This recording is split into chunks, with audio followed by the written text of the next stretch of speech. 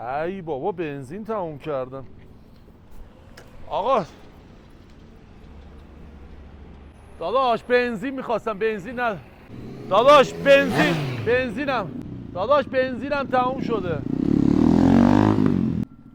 خانم عذرخواهی میکنم یه لحظه میتونم آقا مزاحم نشین. به خدا مزاحم نیستم، به قرآن مزاحم نشین آقا. خواهش می‌کنم، نیاز به کمکتون دارم. چه کمکی؟ بنزین تموم کردم، فقط یه دقیقه اینو بگیرین. ای بابا. ممنونتون میشم، دست شما درد نکن. مرسی. خواهش میکنم. چی شده؟ ای بابا چی شده؟ بنزین تموم کرده. آقا یواش. چه اتفاقی افتاده؟ بنزین تموم کرده. بنزین 1.5 دارم. برا من سوپره. یورو 4 ها. از بعد هر جا گیر کردی به خودم بگو. دست شما درد نکنه، من معذرت میخوام، ببخشید. غیرت زبونتون نمیاد. طفل اون نونی که تو داری میخوری.